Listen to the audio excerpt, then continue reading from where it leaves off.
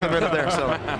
And after the semi-final, if there is to be one next Friday night, the following week, that old stand will come tumbling down and another new stand will be erected on the far side. Lots of kids, lots of young people here tonight, and Ulster perhaps on the start of something really, really special looking ahead into the next generation. Very much so. As we pan around the ground here now, it's such a transformation from where this pitch has been in the last sort of 10, 15 years. It's absolutely exciting times, as you say, and the team starting to put the performances together to back up the atmosphere that we get here, and it's just so exciting as an ex-player and now a supporter of Ulster Rugby, just to see the excitement and the buzz that's in this ground these days. And it's not just one week, it's every single week. Every time we turn out here, it's a real buzz and it's a joy to come to. And the thing, Stephen, is there's a legacy being left here. I mean, there's a growth of Ulster Rugby, the public are buying into it, and that's why it is a sellout. The product's very, very good at the present minute, and as Ulster are performing, that keeps the quality players coming into these grounds. And the one way to keep the people coming back is, of course, perform well this evening. I mean, Ulster, especially after the disappointment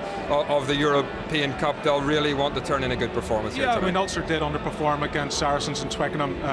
Maybe just the fact that the players hadn't come back they'd come back together from their injuries, but they hadn't had time to gel and get to know the combinations again. And it was a disappointing weekend. The players are disappointed, but they themselves now want to put the performance in and win this Pro 12. Yeah, no, you know, they've come a long way, and they just need to finish it off. And I think if we can win here tonight, get ourselves a home draw, it'll be hard to get a ticket. Okay, Andy Morris, thank you very much indeed. Sit back and enjoy live Ulster Rugby on a Friday night. And our commentary team, Ryan Constable and Jim Neely. Well, the rain that threatened this game has abated, albeit temporarily, one suspects, but it is not a bad night at Ravenhill. The pitch in very good condition. Indeed, was a wee bit on the firm side, but that little bit of rain will make the ball ever so slightly slippery. So handling is going to be at a premium this evening. Well, the Cardiff Blues, new line skipper Sam Warburton sits this one out. Plenty of experience in the pack with Welsh locks Bradley Davis and Lou Reed, Welsh prop Scott Andrews, and the Tongan veteran Taufau Felici. Alex Cuthbert, as we mentioned, late withdrawal experience though, and Tom James, who comes in for him. Centre and skipper Gavin Evans and 20-year-old left wing Harry Robinson have all played for Wales. Ulster just taking their time. The last proper league game of what has been a long and not unsuccessful season, but still more to come. Ulster capable of one and possibly two more games and possibly a bit of silverware, and here two men who hope to be right at the heart of that.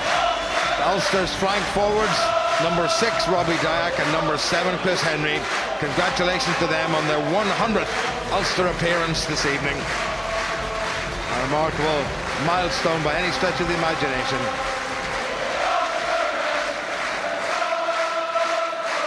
And the rest of the Ulster side coming out, followed by the medical team and the backup team. But a special night for these two players, but they will really be looking to forego any personal pleasure or delight for an Ulster win this evening.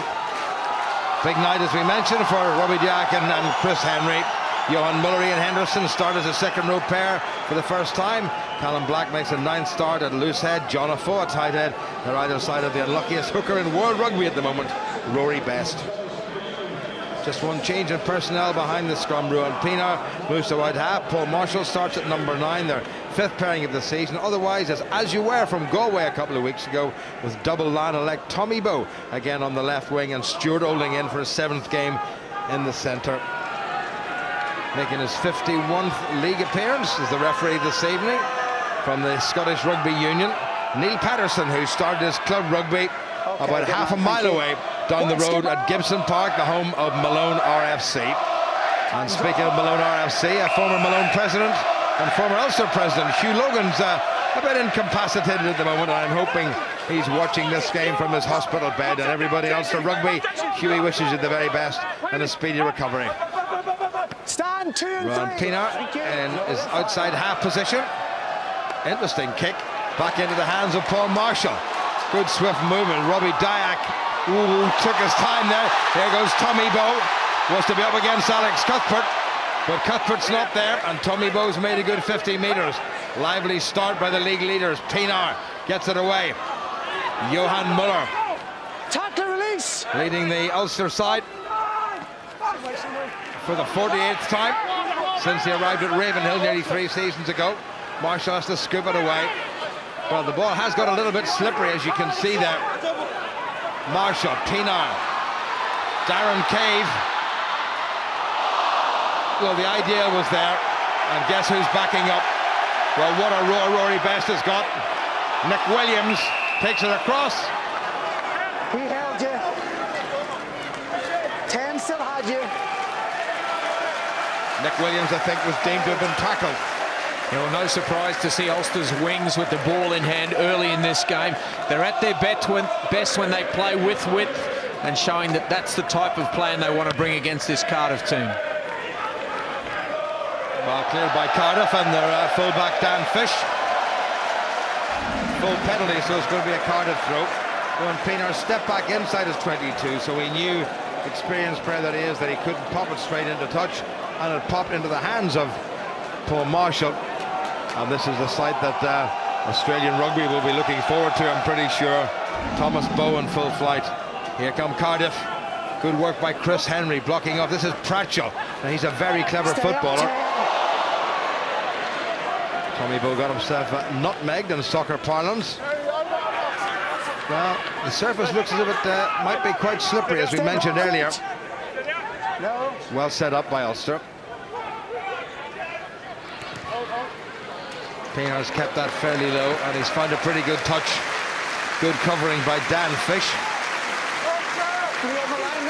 Well, not his preferred position, but quite happy to accommodate the Ulster management team.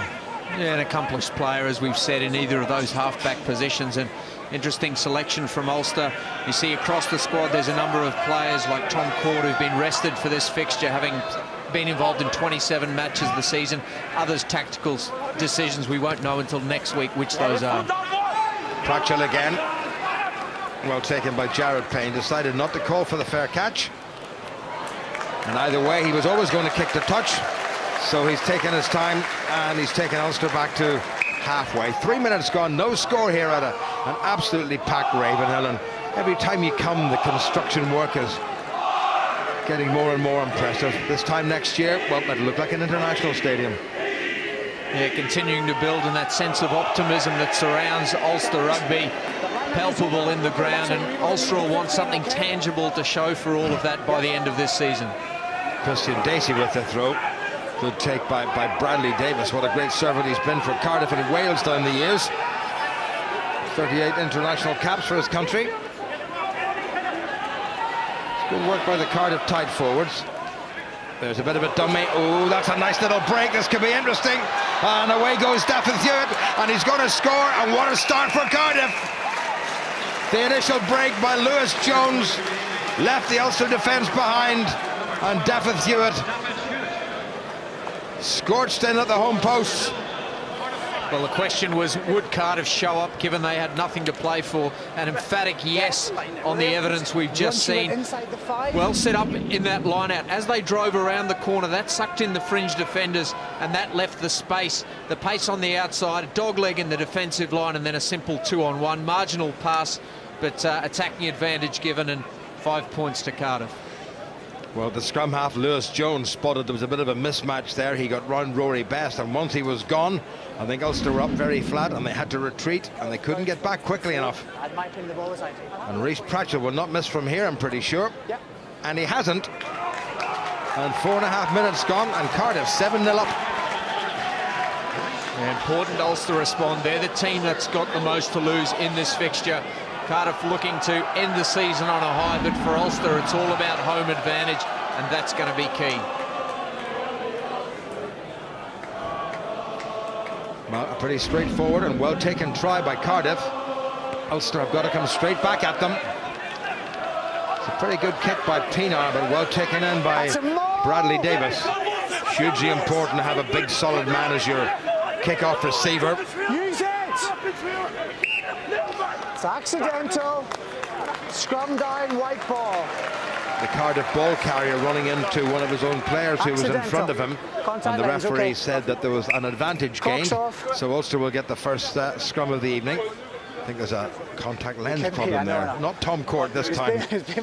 No, once Ulster disengaged from that rolling maul and it went around the corner, there was players in front of the ball carrier, and That's deemed to be an obstruction, and an opportunity now for Ulster to develop some attack inside the Cardiff half.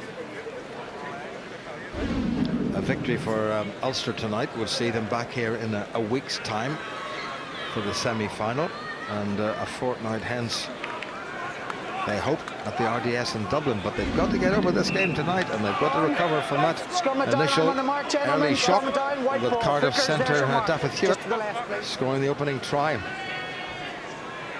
So by no means done and dusted.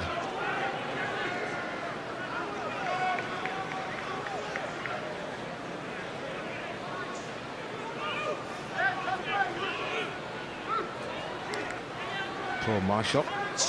Set. Ulster just marginally heavier by a pound. What a great drive that is by the Ulster pack, and that's brought the first penalty for Ulster. Johan Muller gives guess who a pat in the head, Rory Best. Just where the mark is.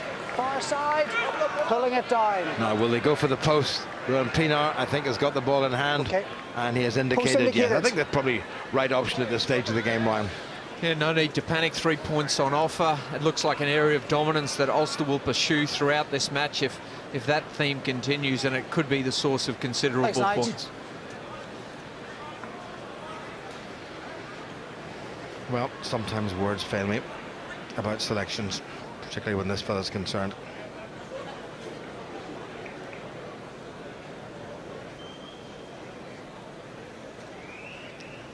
About 99.99% of the crowd here at Ravendale will have similar thoughts. But all thoughts and all eyes turn toward Ruan Pienaar. This to pull back 3 points for Ulster.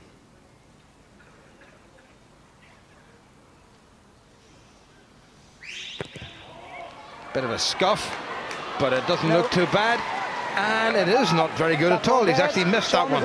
Well, the initial contact wasn't very good, Ryan, and you suddenly thought, oh dear, that's not a clean thump. Yeah, difficult conditions underfoot, but Ruan Pienaar's not the sort of player you expect to miss more than one from that sort of range, and I'm sure after having that sighter, he'll be relishing the opportunity to put it right on the next kick. About 76%, I think, his stats are in terms of goal kicking this season, success rate. Here's Jared Payne. Tommy Bowe is really legging it down. Pratchell underneath.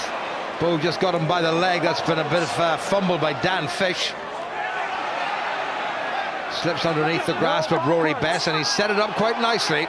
Ball has gone backward, according to Neil Patterson, the referee. Ball's away. Try score Hewitt, gets it away. Oh, it's been intercepted. Pienaar, he's got it back for Ulster.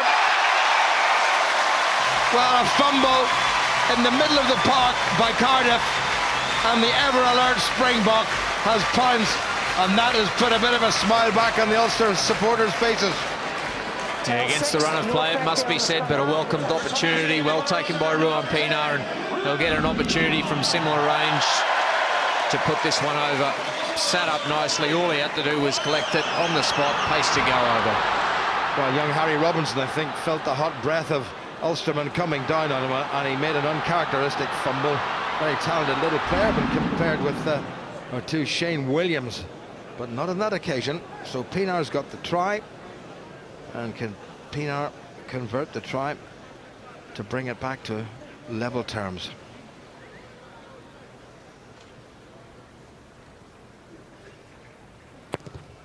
Yep. Neil Patterson says yep. The touch judges put their flags up, the crowd applaud, and Ruan Pienaar has got 7 points back for his province.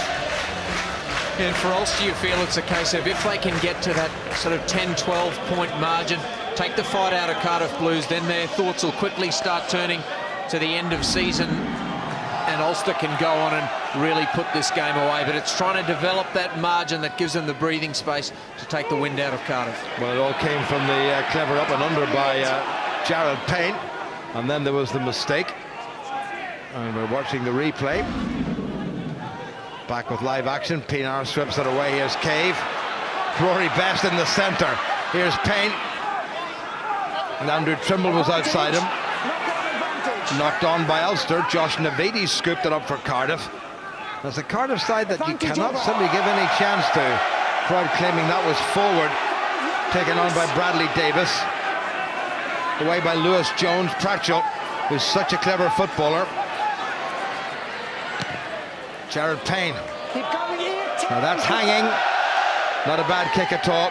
And there's no room for anybody to take a quick kick. Lewis Jones thought about it. That was well played by Jared Payne. He's shown what a counter-attacking threat he is throughout the season, but also performs those basic very well. The catch and kick, releasing his team from that pressure.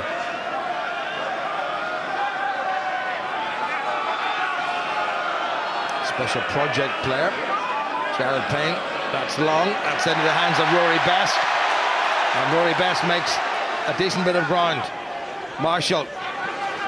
2 bites at that cherry. Navidi up quickly. And Dyack had to be alert, but he set it up. Marshall again. Pienaar. Stuart Olding, his first touch of the ball. Good sidestep by Olding. Very nearly found a gap on the outside. Paul Marshall. Pienaar. John Afoa. Nick Williams knocks it forward. The ball was knocked forward. Advantage to Cardiff, being played by Neil Patterson. Lewis Jones. Dan Fish in the outside half position. Tommy Bowe covers all the way back and decides to let it go.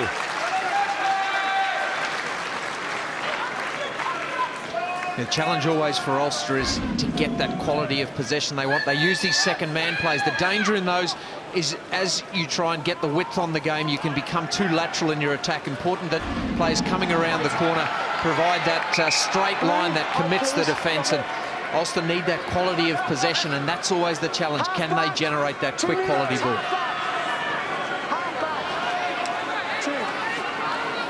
Sometime next week, the Irish party to play test against the USA and Canada will be announced, and a lot of Ulster names expected to be on that list. Away by Marshall to Nick Williams. Also well inside their 22, so they can kick directly into touch. And Pienaar, I have a feeling, is going to oblige. It's a very good kick by Pienaar. What a corking strike by Ruan Pienaar.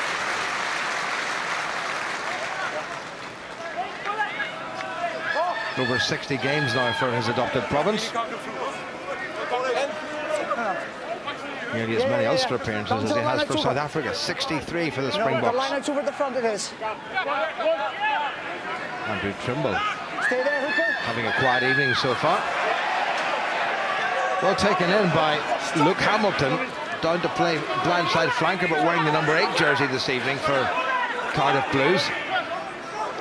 Ferresi, this enormous Tongan international, gets across halfway. Rory Best got himself hurt. I think it's just a bit of a stinger.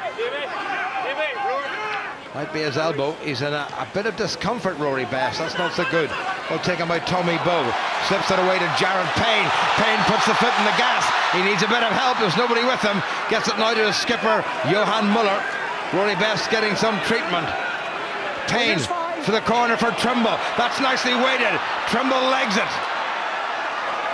And into touch is the ball carried in by Cardiff, and that's going to be an Ulster line-out. But who's going to throw it in? Yeah, some real concern being shown for Rory Best as he came out of that tackle and clutched the arm. You hope it's just a stinger and nothing serious. Definitely not when I'm standing there. David Irwin with a hand round his back, just looking on. Crocks off. Thought it might have been the elbow, it may well be the shoulder. Well, he doesn't look in too much discomfort. It may have just been one of those nasty bangs, and he suddenly let a yelp out of him, and down he went. Always a good sign if a player can lift his arm above his head, particularly when it's an AC injury that they're investigating. Well, I suppose if anything positive, it's not his throwing arm, but you need 2 shoulders to scrummage, and Ulster will not certainly risk Rory Best. That's okay, take your time. You're going to that line out anyway. Hit down the clock, so take your time.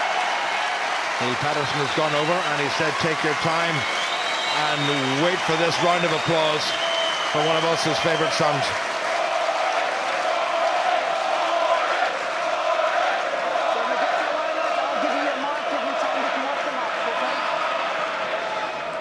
Rory.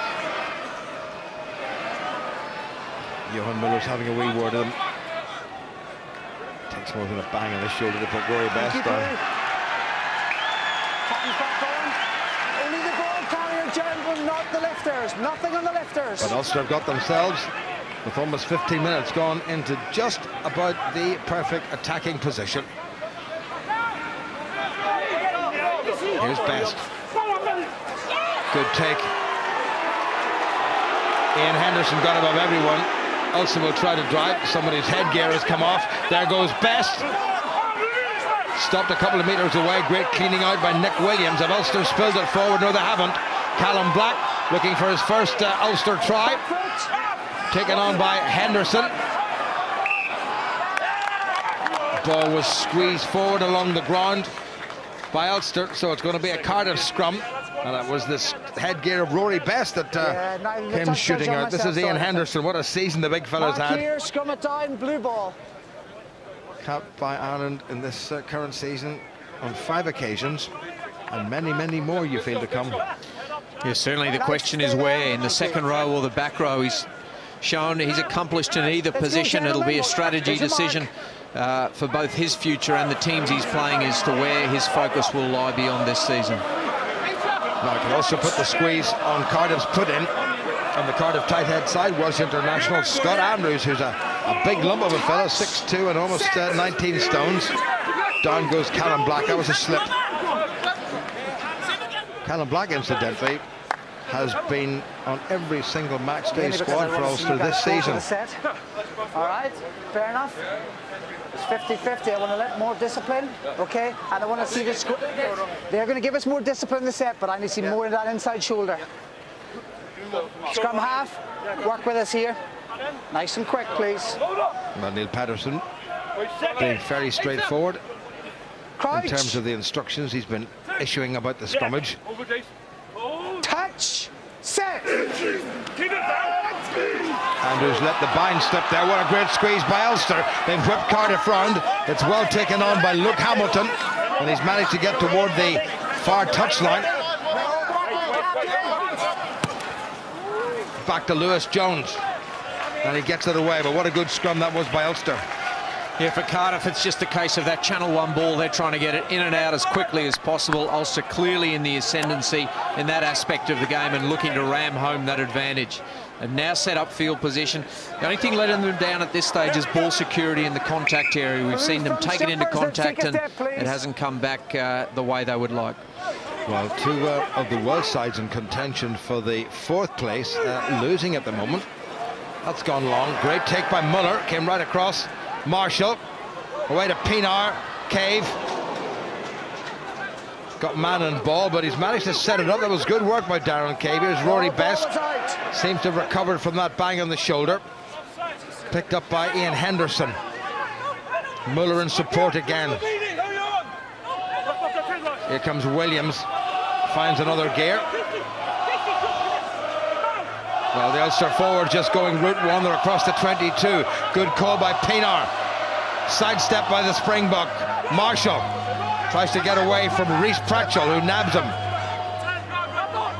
Ulster might have a sortie around the narrow side. They do that, but there's nobody really there. Good tackle it was by Michael Patterson, who's off to the Sale Sharks at the end of this season. Stay back fit. Best taken by Josh Navidi. Stay. Chance to put some width in this one. That's nicely done.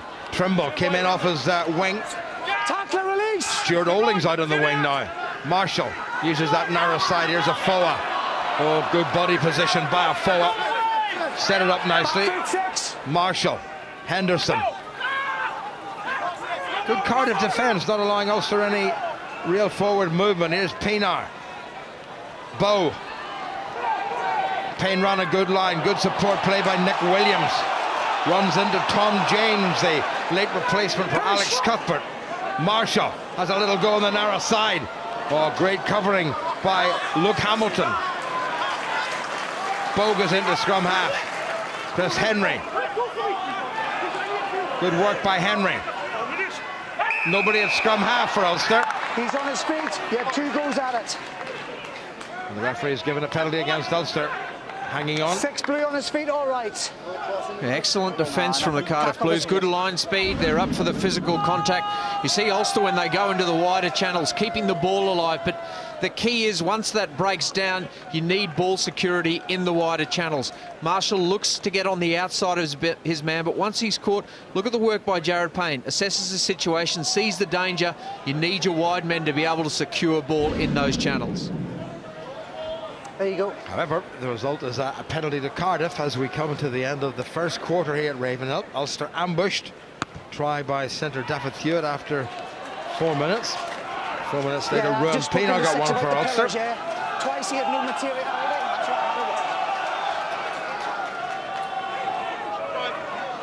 Dan Fish, Cardiff's fullback, scored a try here in the corresponding fixture a couple of seasons ago.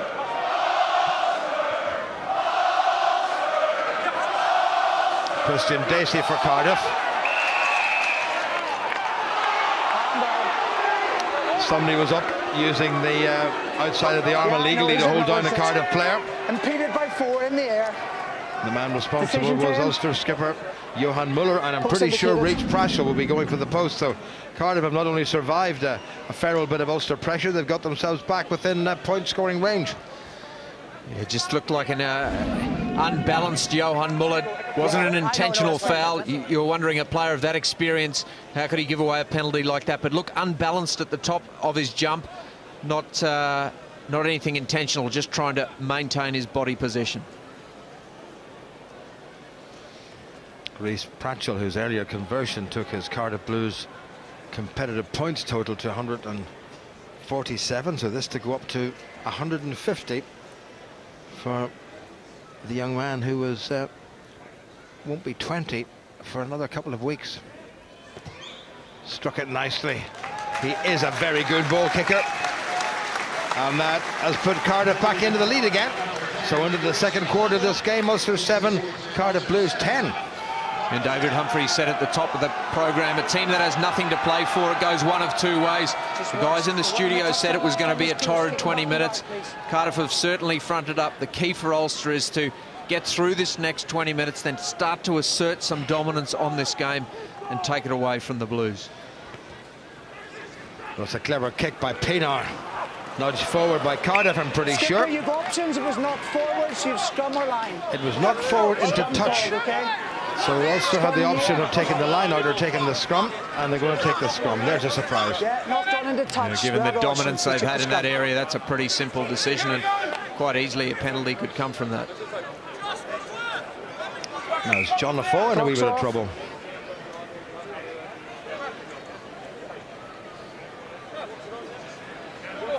Yeah, clock's already off, gentlemen. On you come if you want. Hard to see what's wrong with him. Has he tweaked something? Ulster certainly won't want to lose him. It looks like, well, it might be an ankle. Is he thinking about going off? There's no sign of them. Declan Fitzpatrick is warming up on the far side, and Ulster certainly will not want anything serious to happen to John Lafoe, but they still would like him to stay on, and he's not staying on well. Now that's not a good sign at all for Ulster. Did he get a bang on the head? Has he got a leg problem? He's got that fairly substantial thigh of his pretty heavily bandaged. So Declan Fitzpatrick comes on for Ulster for his 71st competitive appearance.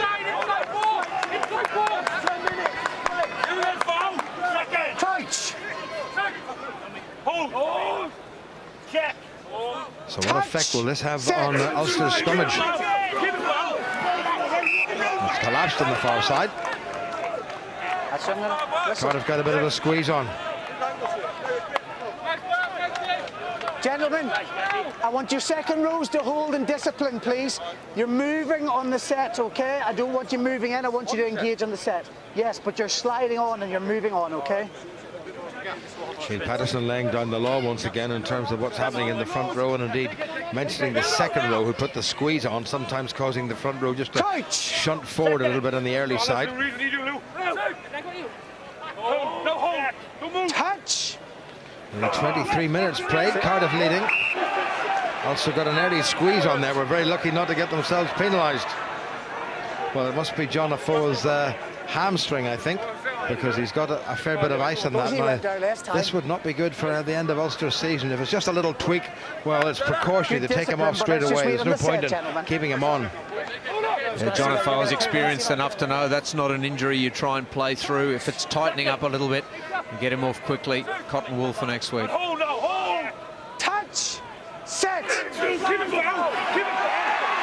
Ulster just about got there. That's not a bad Ulster scrum. And here goes Williams to the narrow side with Marshall. Marshall looks inside. He's still going. He had Chris Henry there, but the path was blocked. There's nobody at scrum half. Henry sets it up. Muller gets it away. Pienaar. They're all a little bit bunched. On goes Declan Fitzpatrick.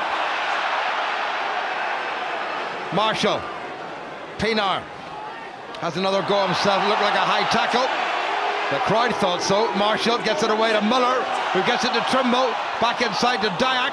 Would love to celebrate his 100th cap with another try. Marshall. Henderson knocked it forward, but I think there's going to be a penalty. Was there a high tackle? Offside 14. 7 was offside over there. 14 blue offside over here. Not a high tackle, but both Tom James and Joss Navidi got themselves offside, and this will give Ruan Pienaar a chance to level this game. It's been a very enthusiastic performance defensively as we see Ulster breaking from the base. Paul Marshall does well here to maintain possession, comes infield, and then the offside play that just stifled Ulster's defence, and an opportunity for 3 to square it up at 10-all.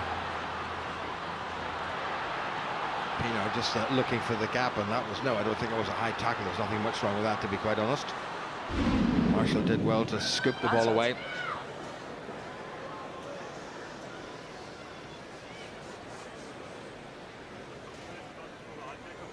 Yeah, that high tackle was marginal there. I'm going to speak to him just here, but there was 2 offsides. The referee just saying that the high tackle was marginal, but he is going to speak to the player concerned, which is pretty good refereeing. Can Pienaar put in a good kick?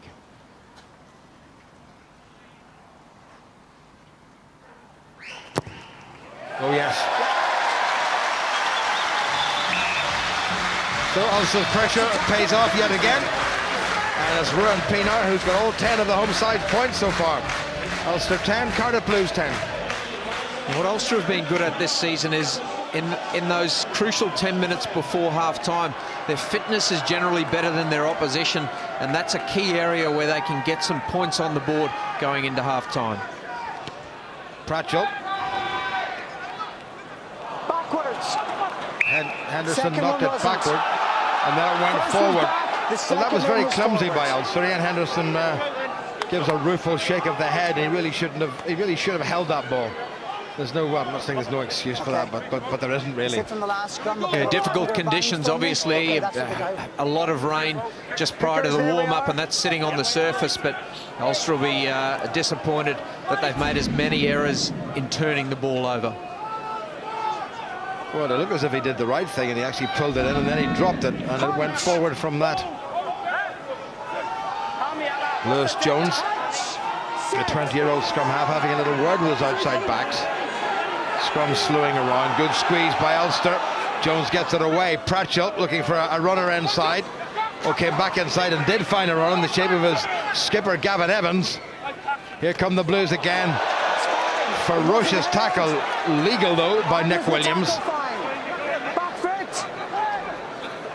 Jones in looking for that dummy, which brought the first Cardiff try. Advantage, wide off his feet. Ulster off their feet. That's a penalty given away. Johan Muller giving away a second penalty. Referee is still playing advantage to Cardiff. Stay. Back to Pratchell, who'll think about a drop goal, left-footed. And he's put it right between the posts. Well, he is a very, very serious talent. And like Harry Robinson, he's on the Welsh under-20 squad for the next Junior World Cup in France. And that was a beautiful drop goal. The advantage was coming anyway, but he just had to go at it. A wonderful piece of improvisation. Excellent work by Marshall to pressure the right foot. He seamlessly dropped it onto the left, slotted the 3 points. So Ulster find themselves behind for the 3rd time in this game. That's a great restart kick by Pienaar. Backwards. Knocked backward by Cardiff. There's a big gap there. Hamilton comes away. Intercept by Stuart Olding. Crowd didn't like that. Navidi took him by the collar. Pienaar sells a nice dummy.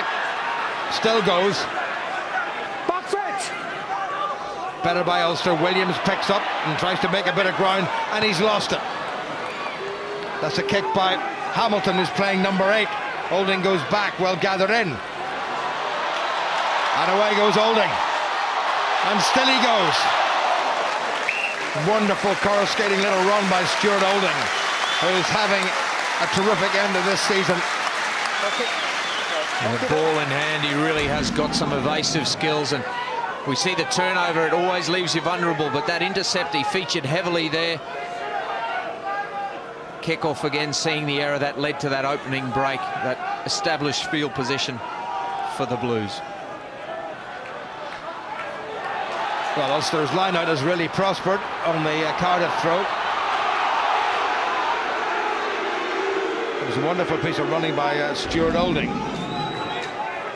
There, 7 was standing talking to me when he should have been lifting. Just 20 years of age, remember.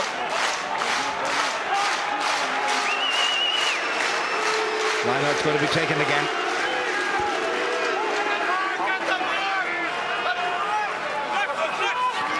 Pulled in by Big Lou Reid. There goes Scott Andrews. Cardiff across the halfway line. Filesi. Good technique, laid it back nicely. Taken on by Michael Patterson. No relation to the referee. Ulster get the penalty. Coming up to half an hour gone. And Ulster, I think, will need to kick on before the interval here, Ryan. Tackle was fine. Yeah, they're not able to get the continuity in their play because of the turnovers that have been created in that tackle area, and those have been brought about by some excellent Cardiff defence. The minds are really focused on this. A trip to Ravenhill can be a daunting one, particularly without 4 Lions in your team, but these youngsters have really fronted up this evening. Well, the last time these sides met was in the corresponding fixture in the Old Arms Park, when Ulster won it by 48 points to 19. Their biggest score was 7 tries and the biggest winning margin of the season. Long way to go before they can emulate that.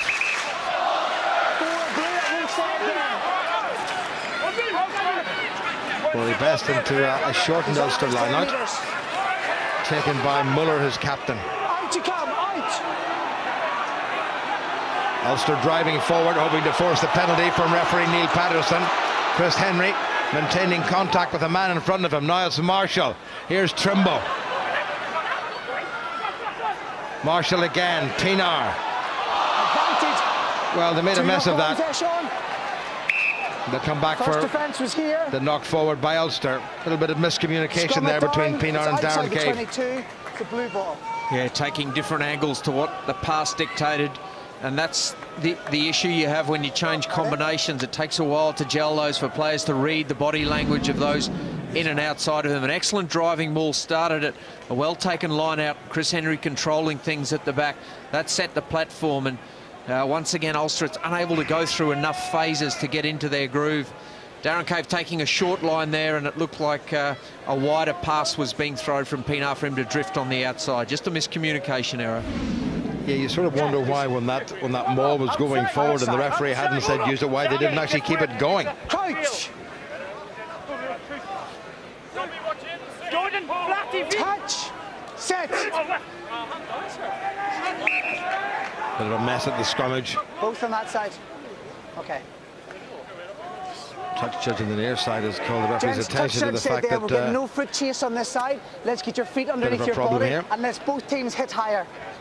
We don't want a quarter turn here, but I know you don't, but I'm just telling you because I wanted you to be aware that I was aware of it. Rory Best putting his Tuttlesworth in.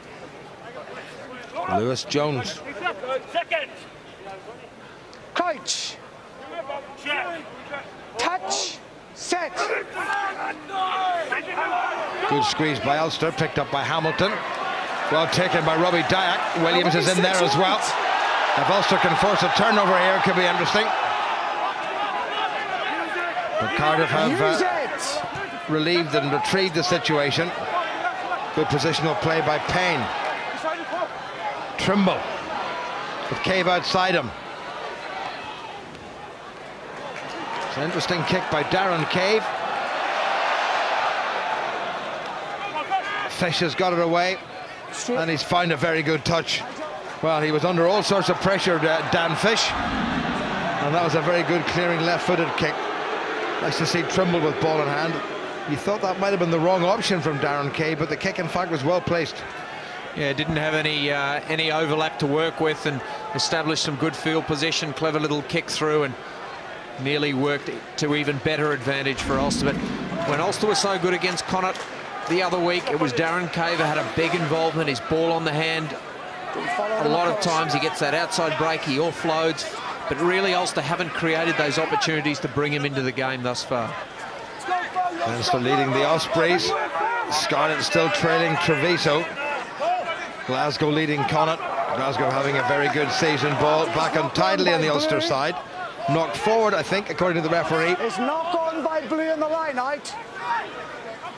Marshall. That was touched by a Blues player. Rory Best is there quickly. Marshall really delivered that ball like a bullet, taken on by Muller, standing in the outside half position. Marshall again. Pienaar misses out. Cade this time. Olding gets it away to Jared Payne. Kick for Tommy Bowe. This could bounce handily. Bowe does well. Bit of obstruction there, was there? I think that was pretty fair. I don't know the referee's going to come back for the penalty. Crowd don't like it.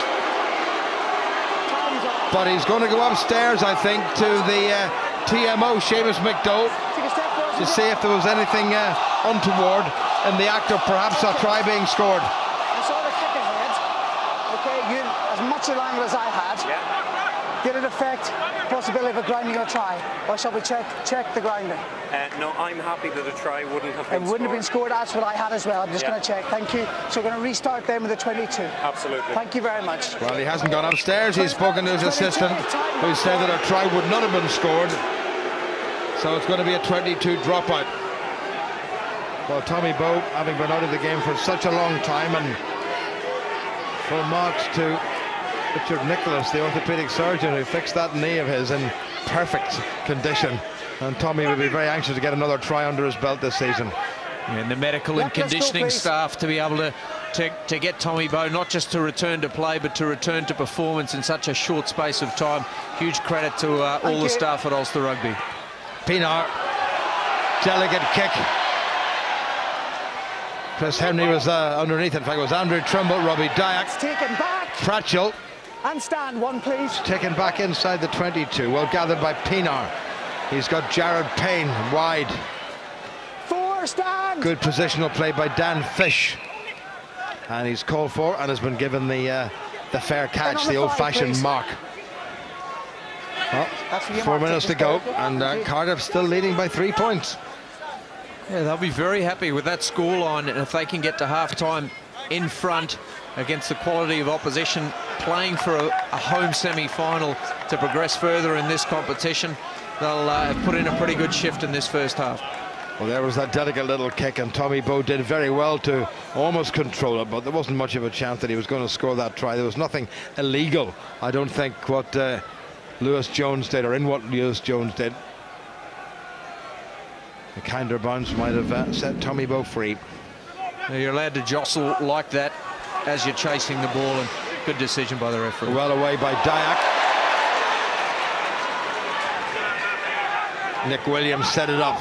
Here's Payne. It's not going right for Ulster. There's a lot of clever little things being done, but nothing's working out. Payne to Trimble. You can just see the tension there. They're forcing things a little bit. There's nothing too delicate about that.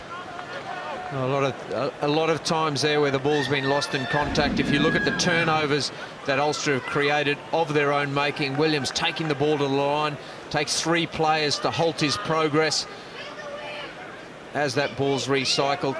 Just the sympathy in the pass, just forced a little bit, not reading it particularly well between the two of them, and it's all those errors that have just compounded things for Ulster and haven't let them get a purchase in this game. Well, Nick Williams, who was off for quite a while with an injury, playing his 21st game for Ulster, having before that played for Aroni and before that for Munster, the Aucklander. There's another man from Auckland, Mark Anscombe on his right, Johnny Bell. Okay, thank you. Up on the line, gentlemen. Time's back on.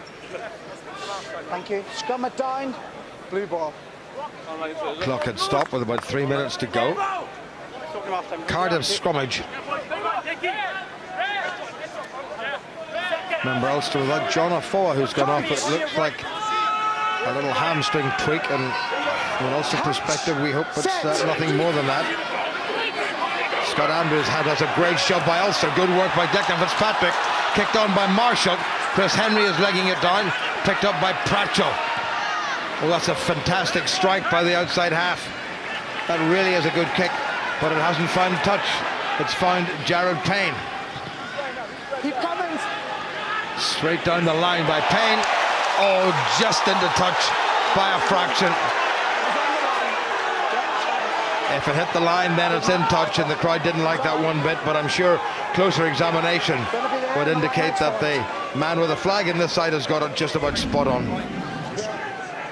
It's fine margins. That was an excellent kick from Patchell, and just sitting tantalisingly in front of that 22, and an almost inch-perfect kick, but just a little bit too much as we see the bounce on the line. Well, stolen at the back by Robbie Dyack. Take a step 5. Marshall outside his 22. He's given that a fair old bit of welly. Underneath it is Tom James, who's always caused Ulster a bit of trouble in previous meetings. Not the greatest pass in the world. Fish gets it away. Well, every bounce of the ball seems to be favouring the visitors, and Jared Payne will dot that down for an Ulster 22. A minute and a half to go. Ulster, unless they produce something pretty special in the last 90 seconds, are going to go in 3 points adrift.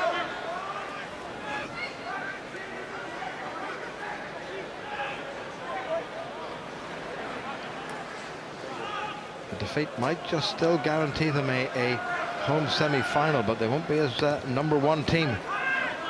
Pienaar trying to his opposite number, Pratchell. Dan Fish has a wee glance. Winners are fine. Well gathered by Marshall. Now to Jared Payne. Into a little bit of space. Oh, Fish looks like he's pulled something there. He's really struggling. Back to Pratchell. Gets it away from Rory Best. Now has that found touch? Finds Marshall.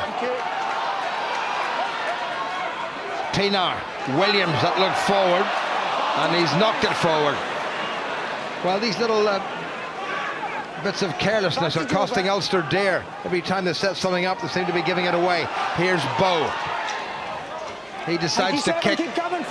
Well covered by Patterson. In fact, it's Tom James. And thank you. And that's gone into touch, has it, from Pienaar? Yes, says the touch judge. And again, the crowd not happy. And I'm not sure there's going to be a lot of time. And there's not a lot of time, fortunately perhaps for Ulster. So once again, Ulster have mixed the good with the pretty average. A lot of mistakes. All Ulster's points coming from Ruan Pienaar. A try, a conversion and a penalty. But it's Cardiff Blues who are going to turn round ahead, and Ulster have an awful lot to do to make absolutely sure of cover fastening a home semi-final and keep their number one seeding. Half time here at Ravenhill, which is still showing signs of trepidation, I have to say. Well, Ulster playing with a pretty strong wind at their back second half, Morris. Yeah, the wind's obviously coming in off the Black Mountain, coming down from the Aquinas end, with Ulster playing towards the clock, and I think we're probably going to change the tactics of playing possession and then pressure. What's the key for Ulster, Andy? Patience? Yeah, I think patience and just possession. I think you combine the two, put a bit of fire in the belly, ice in the head, and we'll just finish this game, get across the scoreline. Okay, Andy Morris, thank you. Sit back, enjoy the second half. It's back to Ryan and Jim. Well, the rain has started to come streaming down and the wind has picked up, but the wind is going to be at the Ulster backs and therefore blowing into the Cardiff faces, and Ulster playing towards their favourite end here at dear old Ravenhill, the War Memorial end. So Ulster 3 points adrift, have still a lot to do to secure the home semi-final spot. A loss would guarantee them a semi-final spot, but they want to be here in a week's time at Ravenhill. And Ruan Pienaar, the man who's got all of their points, gets this second half underway. Knocked back on the Ulster side. Play on, says the referee. Chris Henry thought about the pass and sensibly held on. His path was cut off by Daffith Hewitt. Marshall, Pienaar, Olding ran into a very hard tackle, but he's made the ball available. Henderson was static when he took that. Ulster looking for something in the early stages of this second half. Pienaar, precision kick. Pratchell just watches it. I've been very impressed with young Master Pratchell since he made a man of the match debut for Cardiff away back at the start of the season against the Dragons. Keep it there, please, skipper. Goal, please. You come up to the mark, and White take a step.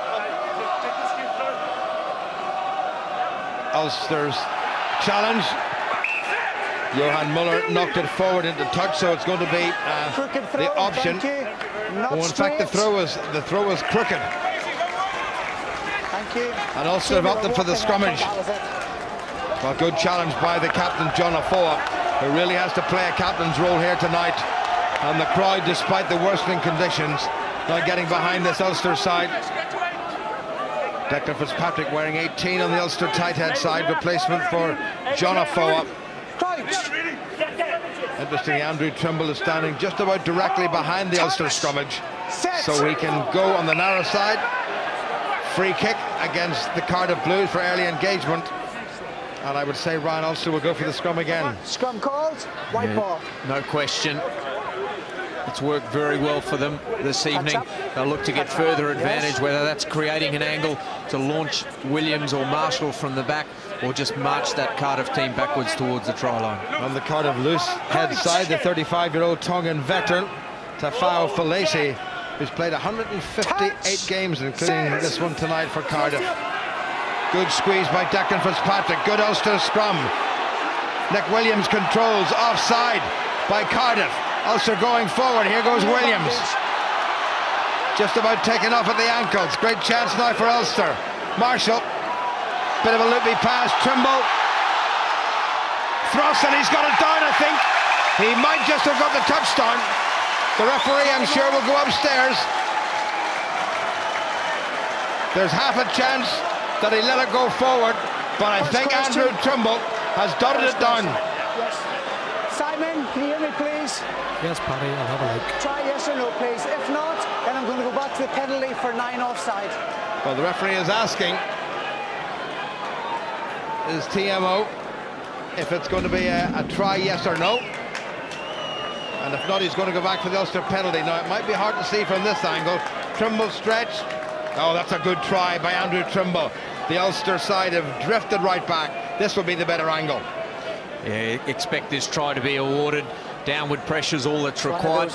A lot of work was left for Andrew Trimble to do. It was a very good pass by Paul Marshall, but with a player of that ability, with that amount of space, it looked like he'd been held up, but the power to just push through that tackle and ground the ball. Paddy, Simon, thank you. You may award the try. Thank you. Time on. Simon McDowell says the try was good, and Ulster go into the lead for the first time in this game with just about 3 minutes of the second half played, and Andrew Trimble gets his 52nd Ulster try and his 32nd in this league competition. Just showing what a lethal finisher he is, but that was set up by the tactics. Clever kick into the corner by Pienaar, pressure on the set piece. Ulster then dominate the scrum. That creates that wide blindside, the one-on-one opportunity, and Andrew Trimble making no mistake. Well, we talked about John Afoa's scrummaging. Declan Fitzpatrick did a pretty decent job at that most recent scrummage.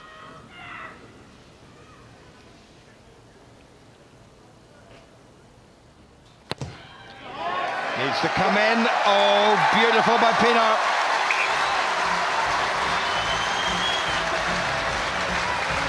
(13-10) down at the interval.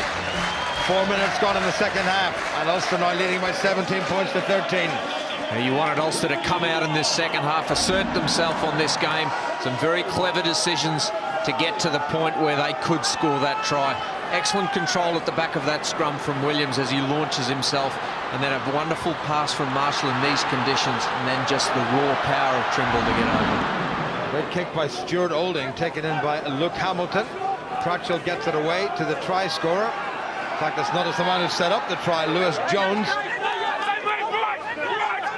Tackled inside his 10-metre line. Penalty against Cardiff. Got to release 9. Good work by Chris Henry. That's how you end and up from indeed there by to there Callum with the Black, ball, Ulster's holding loose on, head, 9 blue. who's been a very solid performer since he joined Ulster. Yeah, having another good night out, and an opportunity you feel for Pienaar to go for another 3 points, keep massaging that lead out, and then we'll really see what Cardiff have got left. You go down playing into the wind and the rain at Ravenhill, that'll really reveal the character that's left within this team. Right half. Callum Black just starting his 9th game of the season, formerly of Worcester. He's now Irish qualified. This is 35th Ulster appearance and his 39th in the league, and the thing he hasn't done so far is score a try, and we all know how much prop forwards like to score tries. Bragging rights in the bar later on. Well, happy faces and expectant eyes on Ruan Pienaar. It's the furthest in terms of distance from the post that he's attempted so far this evening.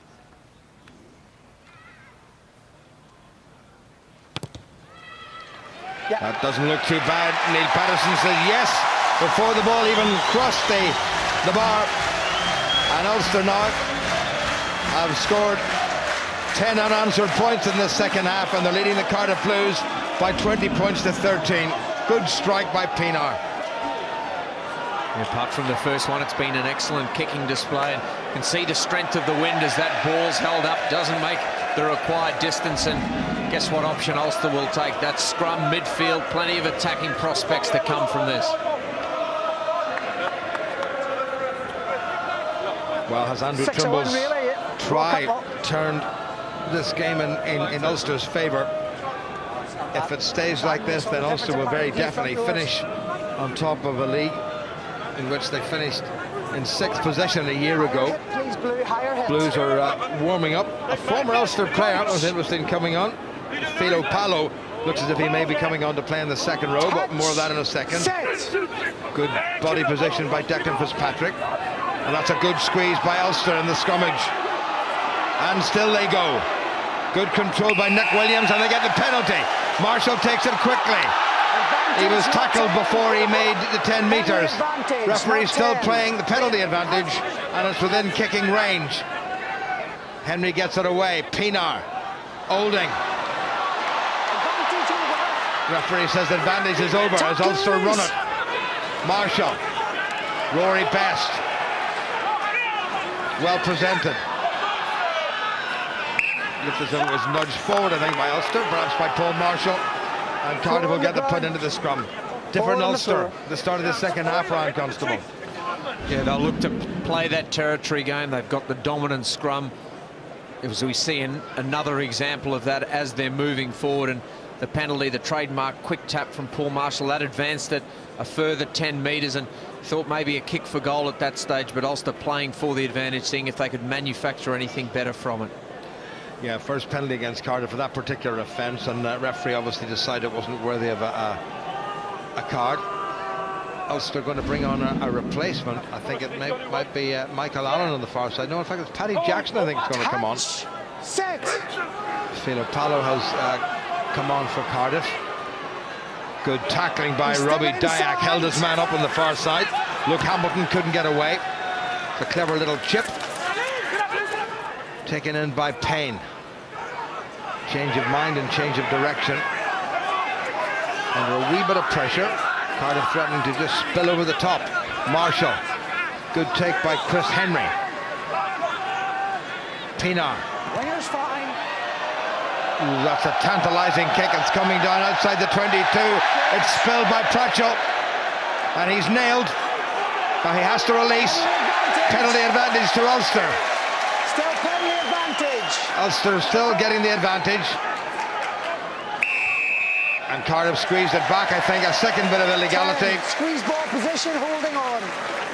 And the man penalised was Pratchell, ball position, tucked it under who your did stomach, something called a squeeze ball position, tucked it under his stomach and didn't let it go. Post indicated. An opportunity now to stretch that 7 to 10 and a comfortable margin. Then nothing was on here. The clever option to kick, but it was the chase. It landed perfectly just outside the 22. That put the pressure on, and then Ulster jerseys arrived in numbers. Andrew Trimble dispatching one player before he arrived at the breakdown area, and it was that pressure that led to the infringement.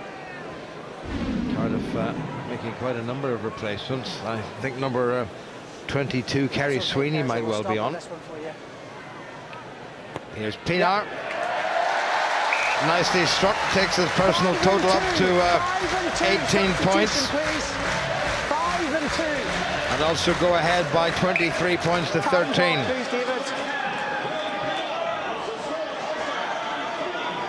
Cardiff taking off Lou Reed and their hooker Christian Dacey.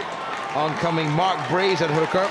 And Philo Palo, you've got 5 and you've got 2. who played a couple of games for Ulster and had a problem or two, I do believe, with a visa and registration, and unfortunately had to leave the country, shall we say.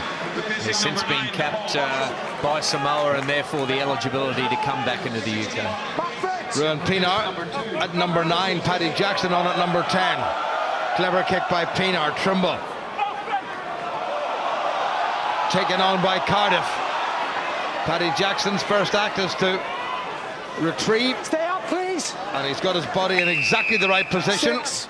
Off your feet, Sealing. And Robbie Dyack sealed it off. Prevented all these players. Now will Cardiff go for the post here? Back up. Well, 10-point margin already developed, playing into the wind. You think they'll need more than chipping away at 3 points, given that you wouldn't expect them to be in Ulster territory for the majority of this second half, post they've decided. Well, the ball was all over the place. It was knocked back on the Ulster side, and then clever work by Lewis Jones. Paddy Jackson, all on his own, did absolutely the right thing. Jones held on to him, and Jackson went to ground and seemed to have presented the ball quite well, and then Robbie Dyack gave away the penalty. Yeah, of course there is. Yeah, there's just palming it back. There's just nothing there. Take 19 and take instead. Kerry Sweeney, I think, has come on to occupy the fullback position.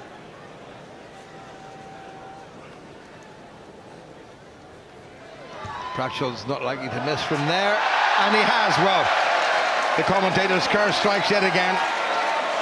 That's the first one he's missed all evening. So the 10-point gap remains. 12 minutes played in the second half. Ulster 23-13 up. And Ulster again will be looking to get that possession. That'll allow them to kick tactically deep into the Cardiff half. That's exactly what they've done. Well taken in by Kerry Sweeney, who's off to Exeter at the end of the season. Welsh international. Well, that's well taken. Ulster stood and looked a little bit there as Tom James came in from the right wing for the Blues. Good solid Ulster defending, making life difficult for Cardiff. Maul was called, and that's good defending by Ulster. 6. They get the put into the scrum because the maul was called by the referee. Cardiff couldn't get the ball to ground to turn it into a ruck. Ulster operated the choke tackle, as they say these days, to pretty good effect. Yeah, Chris Henry, the first man there, that managed to hold the ball carrier off the ground, and then the troops come in. It's been a key feature of Ulster's defensive system throughout the season, and once again bringing rewards. Well, it's turned into a pretty filthy night here at Ulster headquarters.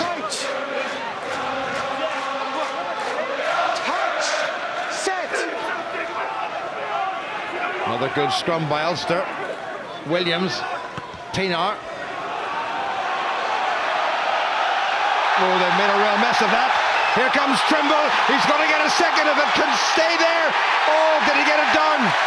I'm not sure that he did. Somebody else might have got it done. Well, how close was that to another try? The referee will have to look all over the place. There's a rueful grin on the face of Andrew Trimble. I'm not sure that he's convinced he's got it. We'll have another look at that. Robbie Dyack says, well done. We'll have to wait and see. The question might be whether... Time's off. Simon, Paddy here, can you check, please? Is that a try, yes or no, please? The question might be whether he got it down before the line or it got across the line, but it looks like some contact's been made there, and all he needs is a fingertip. Well, if it's squirted out from under his body, Andrew Trimble's got it down. The question is, did he get it down before the ball crossed the line or right on the line? If it's on the line, it's a try. I'm not sure. I don't think that's a try. Simon McDowell will decide. Just wait. And if he didn't ground it, then he's knocked it forward. So it might well be a 5-metre scrummage. Or a 22. From an Ulster perspective, May well be a try. Ooh, I think it might be a try, you know. Yeah, certainly the angle before showed some contact with the ball whilst it was over the line. The first grounding is a try. You may award the try. Thank you very much. Time on. The TMO has said the first grounding was absolutely spot on. Andrew Trimble's got his second try in this second half, and Ulster now are heading toward coming back here in a week's time for the semi-final.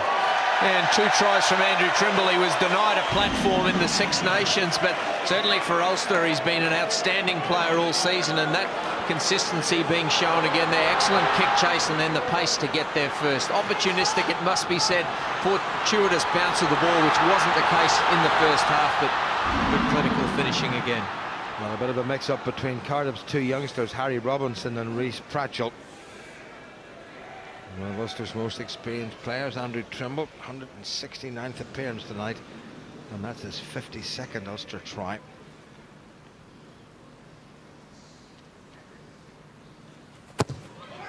Struck that well too. A gem of a kick by Rowan Pienaar, and Ulster now go 17 points clear, and they've scored 3 tries. It took a while for that dominance to show, but the execution has been much better in the second half, and Ulster really in a position now to run away with this game. Well, second half is underway. We're having another look at that. Second try by Andrew Trimble. Advantage over. Taken on by Luke Hamilton. It's gone loose. Taken on by Dyack. Good thumping tackle by Paolo and his former Malone teammate Chris Henry. Hey, come on. Back into the 22 goes Lewis Jones. Under a bit of pressure. And he's found a pretty decent touch. Let's go. We gotta go. Let's go again. There's Jones, ex-Pontypridd.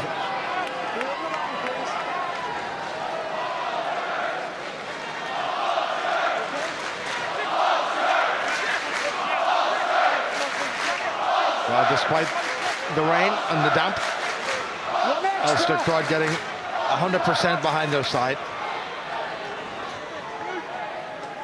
Rory Best asking for a towel, not for himself, but for that piece of laminated leather. Ospreys struggling in Dublin. Scarlets struggling against Treviso, but it would be enough, I think, for Scarlets, who are in 4th place, to stay there if they both lose. Taken by Johan Muller. Glasgow doing what you'd expect them to do in Galway for Eric Elwood's last game in charge of Connacht. This is a good drive by the Ulster forwards. Referee's given the penalty for dragging it down. 19. Pulling it down. 19. Philo Palo. I expect to see Ulster kick for the corner now and really try and ram home the advantage, entertain their crowd, score another try. Clearly in the dominance in this game. Good forward discipline by Ulster, did exactly the right thing, kept the ball in there, and it was Paolo, number 19, the replacement, who dragged it down. That's given Ulster the penalty. We're still inside the 3rd quarter of this game, and Rowan Pienaar has found an excellent touch, and it's an Ulster throw. An accident. Big fellas like you don't make accidents. I don't believe that Philo Palo said to the referee it was an accident, sir, because Neil Patterson said to him, big fellas like you don't make accidents. Here's Rory Best. Taken in by Dyack, who's had a terrific second half to this season. 14 starts of the last 15 games for Ulster. Callum Black relishing being on from the start with Tommy Court on the bench. Pienaar. Henderson, who's been quiet, perhaps prefers to play in the back row where he's a wee bit more freedom. Pienaar, good call by Dyack. Lovely pass by Dyack. Jared Payne. Trimble looking for a hat-trick. Runs into Payne. Nothing wrong with that, says the referee. Pienaar. Paddy Jackson. Swift pass to Declan Fitzpatrick, who's sturdy enough and strong enough to set it up. Pienaar again. Now Jackson. Lovely pass. Cave. Clever little chip. Here's Olding. It's been gathered by Tommy Bowe. Can he get over? Olding is still there. Wonderful take by Bowe. Pienaar. Jackson. Ball went backward. Lovely stuff by Williams. Best. taken on by Cave, who suddenly has come to life. And the referee, I think, has spotted the forward pass with a knock forward. I think it might have been a wee knock forward. It'll come, Ulster crowd, it'll come. They're baying for the fourth try. Yeah, plenty more tempo in the game now, really picking up a wonderful piece of skill by Dyack to release Trimble, who pushes a few players, including Jared Payne, out of the way. Paddy Jackson really getting some zip on the ball there. An excellent take by Tommy Bowe in traffic, and then the recycle, but unfortunately for Ulster, just not able to get back. A retreating player maybe getting in the way of that pass, and Trimble may have thought he was in for that third try. Seconds and 8, please. Just over 20 minutes remaining. And we go. Crouch. Hey, we haven't had this issue. I've given you the mark. Don't shuffle across. It's all right. New hooker on for Cardiff is 26-year-old, formerly of Aberravon. The space is okay. Just Mark stay where we Breeze. are. Thank you. Crouch. Fellacy now 35 years of age. Been around forever, it seems. Also got a good squeeze on, very nearly stole that. And I think Neil Patterson will ask him to do it again. To scrum down blue ball. Yeah, I know, but I also want to see your arm not down the ground first of all. Well, try a bit harder for me. Gents, we'll just take a step just a bit here, Patterson's please. enjoying himself out there by the sounds of it. Yeah, certainly a high level of communication. The players know what is expected from him, and that's always a good sign. Once again, Andrew Trimble is poised just about directly behind the Ulster scrum.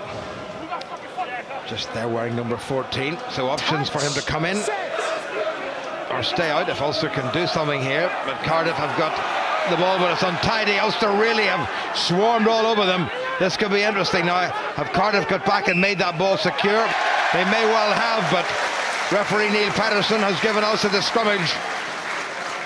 And dare we say it, is it within penalty try range, Ryan? Well, the first set may not be, but you feel by the time it resets, it might be a lot closer to that try line, and don't see any reason why that ball would come out of the scrum whilst they're moving forward.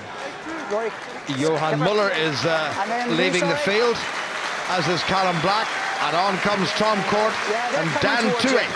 So two internationals coming on, and what a very good game Callum Black has had this evening. Only his 9th start of the season. He's been in every match day squad since the start of the competitive year for Ulster. Chunky little fella, and he's done well. And a special round of applause for Ulster's redoubtable skipper, Johan Muller. Had his injury problems this season. You'd expect to see Nigel Brady come on at some stage in this game. Rory Best, and there'll be as much applause for Nigel coming onto the pitch as Rory leaving it. Free kick against Cardiff, taken quickly by Pienaar. Soft little pass to Payne. Pienaar into scrum half. Here's Tom Court. Oh, good run by Court. What an impression he's made already. And he's laid the ball back beautifully. Now Pienaar, Dyack. Good tackle by Paolo. Still there for Ulster. Olding had a cut himself. Ball coming back on the Ulster side. Pienaar, well, he tried that little soft offload. Wonderful steal by Chris Henry. Ulster taken down in the corner. Foot on the line. Touch judge had his flag up, and Chris Henry's foot was just in touch. Jared Payne protesting, but the line-out's going to go to Cardiff. Well, the conditions may be dreadful, but it's a pretty exciting game of rugby. It is. Look at this steal from Chris Henry, pilfering around that arm, just missed the gadget arm, going around the corner and stealing that when it looked as though Cardiff had averted that.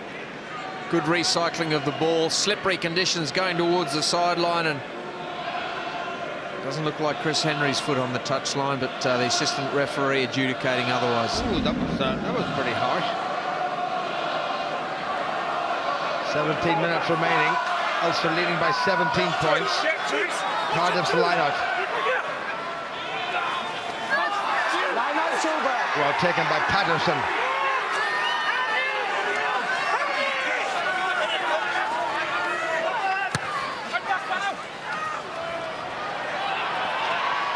Taken by Tommy Bowe, who steps it to Jared Payne. Well, the action's been on the Ulster right wing, where Andrew Trimble has scored a couple of tries. Here's Nick Williams. Needs to hang on to the ball and present it, and he does just that.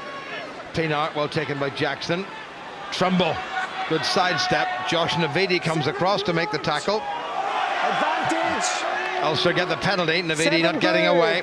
Rolling on the wrong side. Well, taken on by Henderson from Diak's clever pass. Pienaar, Jackson looking for Tommy Bowe. Ooh, that was close, but they'll come back. We're going back here to the original penalty. Tommy Bowe was in front.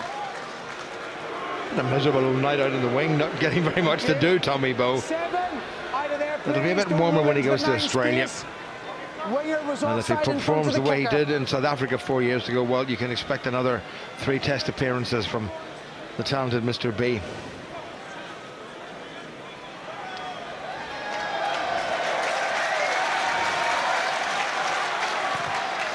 Ulster crowd very happy that Ruan Pienaar has opted to go for the corner, and he couldn't have put it any closer.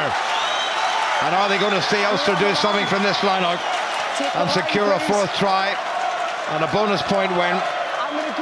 Ospreys trailing Leinster. Scarlets trailing Treviso at home. That's a very disappointing night for the Scarlets, but they still should stay in 4th place, and Glasgow should stay in 3rd place. So at the moment it looks like it's going to be Ulster, Leinster, Glasgow and the Scarlets. And Ulster managed to lose the line out, and away goes Paolo. In fact, it's the hooker, Mark Breeze. Forward off 7, scrum it down, white ball. Came forward off Josh Navidi. Well, that was a great chance for Ulster, had they been able to secure correct ball at the line out. 15 minutes to go.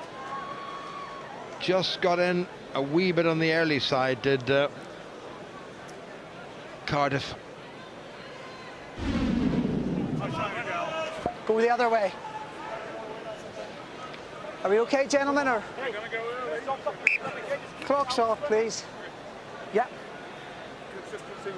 Being rolling up, falling on the outside. Of course, yes. Also look as if they're going to bring on another replacement, and for the first time since the first month of the season, we're going to see the Sydney-born flanker Sean Doyle coming on. Had an awful season with injury, broke his leg very badly, and he's done well to recover from that, and this will be great to see him coming back on. And will he come on instead of Chris Henry? I have a feeling he might, because he's an open side, although he could come on instead of Nick Williams, with Robbie Diak going to number 8. Lots of combinations within that back row, and everyone's vying for selection for that home semi-final, which Ulster look to have secured, and a massive couple of games left in the season. Well, Cardiff need to score 3 tries to deny Ulster that. That's a good Ulster scrum yet again. Williams, Pienaar, Payne. Payne has a go himself. Clever by Payne. Leaves the ball behind. Nicely done by Ulster. Well set up by Nick Williams. Did wonderfully well to get that hefty body of his onto the ground in time. Henderson just waits, as does Diak. Ulster pick up and they drive forward. Good work by Henderson and Diak. Numbers 5 and 6 for Ulster. And Declan Fitzpatrick goes in. Too many bodies all off the feet. White ball. Referee saying there are far too many bodies, all which were off their feet, so it's going to be an Ulster scrum. 13 minutes and a wee bit remaining. Clock's off, blue 3 substitution. Another replacement for Cardiff. Scrum, and it's going to be Scott Andrews going off. White 5. White number 5. White number 5. And Tom Davis is coming on, only 20 years of age. I've spoken to him. The last scrum has not got the ball red played on. There's no yellow in a penalty against Sean Doyle is on, and that's interesting. It's Ian Henderson who's going off the field, so one presumes that Robbie Diak will be pressed into service in the second row, where he's played a couple of games. There are smaller second rows playing international rugby than Ulster's number 6 Robbie Diak. Peter Nelson waiting to come on as well. So all the changes being run, and how good to see Sean Doyle back on the field for Ulster. Crouch. Touch. Set.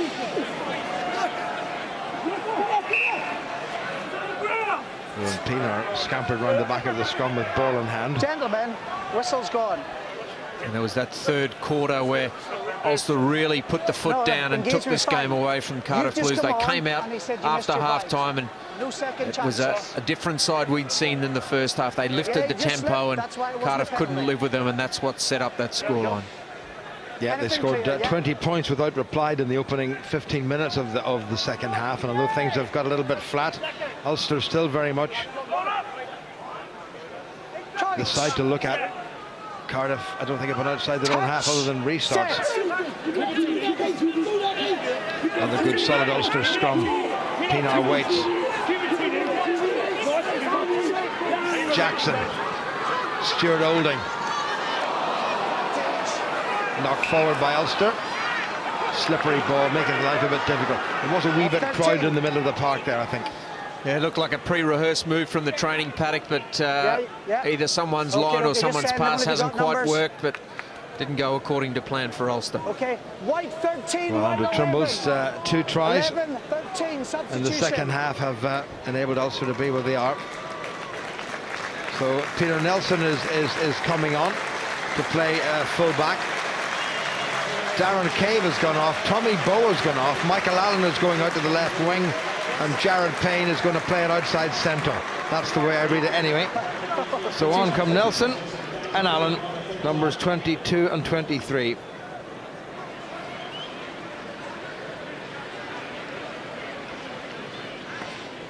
So Tommy Bowe with, well, we hope a couple more games to play. Certainly one before he goes off in the Lions. Peter Nelson, another man who's had his injury problems this season, but has come back from them. Penalty against the Ulster scrum. Misbind by 18. Declan Fitzpatrick on the Ulster tight head side, just slipping his bind deliberately, and I think it was drawn to the referee's attention by his assistant on the near side. Rueful grin on the face of Declan Fitzpatrick. Hasn't played an awful lot of rugby for Ulster in the past couple or 3 seasons. Yeah, that's fine. Just about 10 minutes remaining, and keep your new second row out there. Well, the game in the bag, I would think, Ryan, for Ulster. Yeah, you can tell by the number of substitutions that Ulster feel pretty comfortable that they've got this result nailed down. Back untidily. Well taken in by Robbie Dyack, who's had another storming game for Ulster. Pienaar into the corner from Michael Allen to chase. Allen's legging it. Kicked dead by Cardiff. And that's going to be a 5-metre scrum. Yeah, appealing for the push in the back, which is probably warranted, but he's gotten away with it anyway. An excellent kick and a very enthusiastic chase. See the retreating player, just a nice little nudge. Referee wouldn't have been able to see that, and that's resulted in the perfect field position. And what a perfect kick by Ruan Pienaar. And his opposite number, Lewis Jones, did wonderfully well to get back. But Michael Allen put so much pressure on him that the 5-metre scrum has been conceded. Another young man who's had a few injury problems, Michael Allen, but he's had a pretty good season. Yeah, really a breakthrough season for him and some outstanding performances. Very talented outside backs division at Ulster, and certainly made his mark this season. Big twist foul to come back into the mix next season, all being well. That's collapsed untidily but legally, and the referee will ask him to do it again.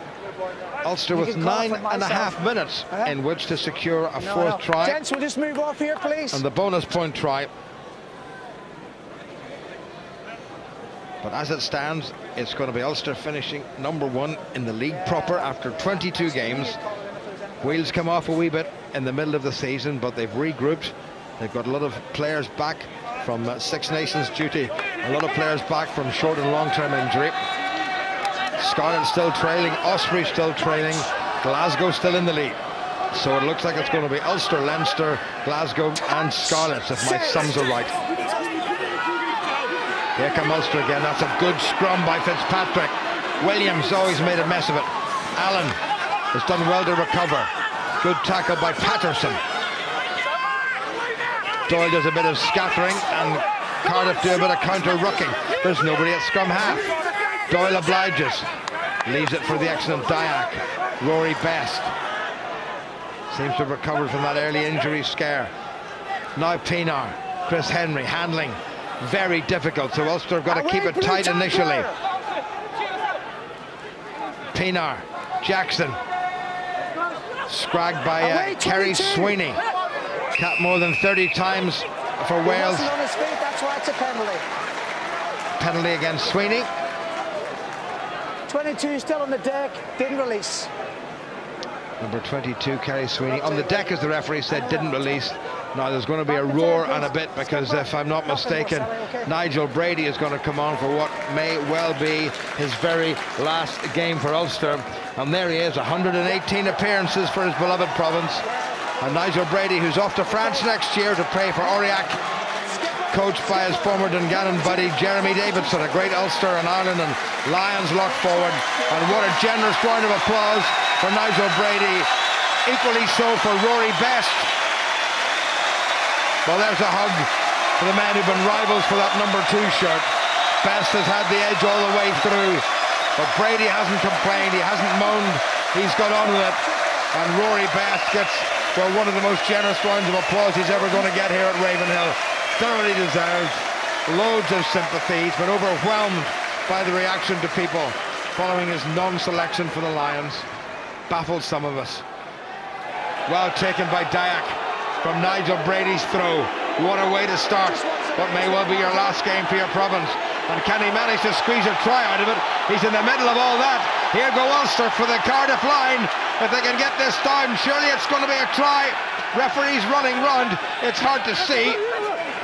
Are they over the line? We're not sure. It's a 5-metre scrum. Well, Nigel Brady, dependable as ever, hits his man in the line out and very close to achieving that try. Very important person in terms of the culture of this Ulster team. A lot of his work is done behind the scenes on the social committees, and really his experience and being around rugby for so long being brought to bear on establishing this winning culture at Ulster. He would have been a rugby player in any era, because he's bought into the ethos of rugby and what rugby's all about, and very close to scoring a try. Okay. Yeah. Still 7 minutes remaining.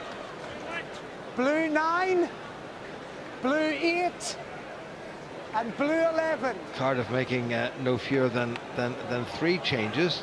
8's coming towards you. Numbers 9, 8, and 11 are going off. 11 substitution, please. Which is going to mean Luke Hamilton's going off. Believe me, if you hear Harry Robinson's going off. Lewis Jones is going off. So they're all coming on. Static, work with me, okay? If it's rock solid static, just a time check there, David. Richard Smith, number 23, is on. Back on then.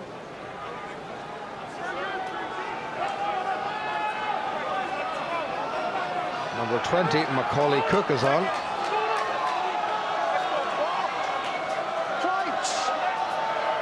So the clock will start, and under 7 minutes remaining. Touch, set. Good squeeze by Ulster. Goes down on the Ulster tight head side, but the referee will ask him to do it again. Falacy under a bit of pressure from Declan Fitzpatrick. In fact, as Thomas Davis has moved over to the loose head side, with Falacy, who would normally be a tight head, moving over to the tight head side. Referee has brought them in a few metres where the ground is less churned up, but I'm sure it'll be perfect for a week's time when Ulster will host the first semi-final in the 2012-13 Rabo Direct Pro 12 tournament as winners of the league itself. Liam Davis is the other replacement who's on, the tight head flinched wearing number 21. Side. He flinched, and this one, the whites came early. So you stay steady, white will not go early. A little bit of a twitch in the far side by Falacy, which forced Ulster just to engage a little bit in the early side, but that was well spotted, so Ulster still get the put into the scrum. Again, the clock stops. 5.5 minutes remaining. No, the clock is still ticking on, actually. 5.5 minutes remaining.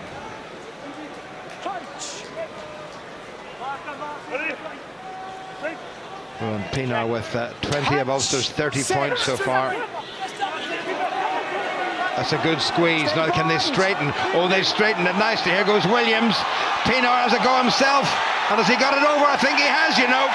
Referee's having a really good look. He did have Trimble outside him.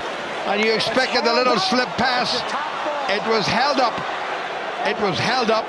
And they'll have to do it again. How close was that? Ruan Pienaar grins and looks toward Andrew Trimble. Almost apologetically, Ryan. He really should have given that. Andrew Trimble on 2 tries, looking for the hat-trick, and held up over the line. A grin exchange between the two, and I'm sure there'll be some slagging why didn't he afterwards. Give that? Oh, Ruan. Why didn't he give that? It was a great Ulster scrum. It was going sideways, and then the 2 props straightened it up. It was great work by Fitzpatrick, and good defence by Cardiff Blues. A little dummy there. And back came Richard Smith, who got underneath Ruan Pienaar and prevented the Ulster try, but there's still time. That's better. Now can they get the squeeze on? Cardiff front row has come up. Williams, but he's thrust backward. Needs to make it available. He has made it available. Well, there's nobody there to help the ball. Ulster forwards all streamed away looking for passes. Here they go again. Taken on by Tom Court. Cardiff must release. They do that. Dyack to Henry. Surely one of them will get a try on this, the occasion of their 100th cap. Pienaar waits. Jackson took it nicely. Trimble did well. Here's Olding. Olding sidestep. High tackle. Play on, says the referee. There it is. 4th try is at beckoning. Cardiff must be offside. There's going to be a yellow card. 12 was on this side, offside. Yeah, you were offside. Cardiff's try scorer, Daffy Hewitt, has been sent to the bin. Give you the mark. And Ulster, I'm sure, will go for the scrum. Offside, and also batting the ball. Be amazed if they didn't, given the authority they've had in that department. They've gone close twice now, just desperately searching for one more try to cap this evening off. Well, here they go, and that's it. And guess who's got it? It's Robbie Dyack. He has been outstanding in the second half of the season, and from the quick tap, Robbie Dyack, now Irish qualified, and perhaps unlucky not to be involved at the very highest level over the last year or two with Ireland, has sealed this victory for Ulster with the bonus point try. Yeah, Ruan Pienaar seeing the space, but still a lot of work to do. Robbie Dyack, he's shown some deft little touches with ball in hand this evening and showing his finishing ability now. Not too many second rows move as well as Robbie Dyack did on that occasion. Well, he took it well. The sidestep was as good as you'd see from a centre, and the finish was strong, and the crowd were suitably impressed. And Pienaar adds the extras. So another bonus point win for Ulster at home, and the second of the season against the Cardiff Blues, who certainly have their sorrows to seek. Shorn, of course, of their 4 Lions plus 1 or 2 others, but Ulster still a wee bit below full strength as well. Yeah, whenever you're ready. 37-13 in favour of Ulster. And they have scored 27 points without reply in this second half. The Blues having been 13-10 up at the end of it. What a wonderful kick. Have you seen a better kick than that all season, Ryan Constable? Excellent kick inside his own 22. Huge kick. Excellent chase as well. And you want your subs to come off the bench and make an impact, and it's been a positive contribution from Michael Allen. Well, Michael Allen chases everything. The wonderfully named Campese Mafu is on for the Cardiff Blues. He is inside, yeah. Into the final minute of what ultimately has been a terrific evening here in this game at Ravenhill. Cardiff win it. That may be the final act. Allen waits. He's got Nelson inside him, uses Nelson. Now Trimble still looking for that hat-trick. Here comes Paddy Jackson. Jared Payne inside to Olding. Olding, good strength by Olding. Still there for Ulster. Can they get another one? Payne. Taken on by Sean Doyle. Pienaar. Plenty of men out there. Payne, who's been everywhere. Little kick. Allen puts the foot in the gas. Well taken by Cardiff. Well, Cardiff trying to keep it in, or are they? No, they've kicked it to touch. And that surely must be full time. Neil Patterson's going to ask upstairs. Simon McDowell, the TMO, will tell him, I'm sure, that the game is over as far as he's concerned. Is there time for one more line out? Well, there might just be time. I was about to catch my breath there, but I'm not. Well, the electronic clock in the stadium says we've got 10 seconds to go, so there's time for this line out. Back on the Ulster side, Pienaar. Paddy Jackson had to check. Gets up to halfway.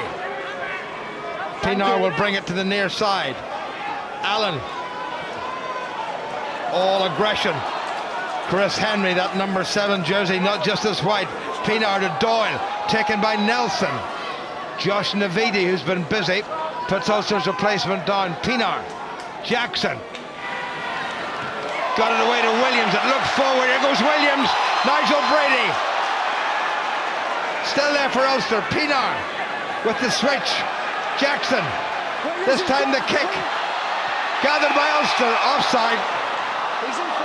Dan Toohey was in front. Doesn't score too many tries, Dan Toohey, but he thought he was in for Ulster's 5th. What an exciting second half. It's been all Ulster. And surely that must be full time. Because I'd already blown the whistle, 14, and I didn't expect you to have the ball there. That's it. Well, Cardiff, I think, will just pop it into touch. Dan Toohey, slightly miffed that he didn't get the chance for what would have been a rousing finish. But what a finish to the league campaign by Ulster. Well, Andrew Trimble denied his hat-trick, but he'll be pretty happy with 2 more tries for his tally, as Ulster scored 4 tries. The last from Robbie Dayak, celebrating his 100th cap, alongside the man beside him there, Chris Henry. Rowan Pienaar, an extraordinary performance this evening. 22 points from Rowan Pienaar, and Ulster have secured the top spot in this league, and will be back here at Ravenhill in a week's time to take on, I suspect, the Clonefley Scarlets in the first semi-final of the 2012-2013 Rabo Direct Pro 12 tournament. Andrew Trimble saying thanks to everybody, particular thanks to a great Ulster servant, Nigel Brady. Oh, how delightful is that? Nigel Brady, look at the size of that toothy grin of his. What a great rugby player he's been. An immensely popular squad member. It'll be an emotional night for Nigel. He'll hope to feature in the remaining games of this season for Ulster, but certainly a chance to get some pitch time on that hallowed surface again, and he'll certainly be missed by everyone associated with Ulster and Dungannon rugby. Well, I hope this has put a bit of a gloss on a disappointing week for Ulster's hooker, Rory Best. He's had plenty of support from his players, his family, his friends, and the best thing that Ulster could have done for Rory Best was to give him this win. Declan Fitzpatrick, Tom Court and Nigel Brady, the Ulster front row that finished this pulsating game, having their photographs taken. So what a night here at Ravenhill. It didn't start terribly well. They picked it up. They lost their way a little bit before half-time, but in the second half of this game, Ulster really came to the fore and put a somewhat beleaguered Cardiff Blues side away. They played very well, the Blues, minus their clutch of forthcoming Lions. But Ulster eventually were not going to be denied, and they ran out pretty impressive winners and very nearly could have added an extra couple of tries. Doesn't look as if there are any major injury worries. We'll have to wait and see about John Afoa. Went off, bit of an ice pack on his right hamstring, so we'll just have to wait and see. But what a night here at Ravenhill. Dreadful in terms of the weather, delightful in terms of the result. Ulster have secured the top spot, a home semi-final. No doubt you'll be with us here at Ravenhill in a week's time, because Ulster have won the league proper by a final score of 37-13.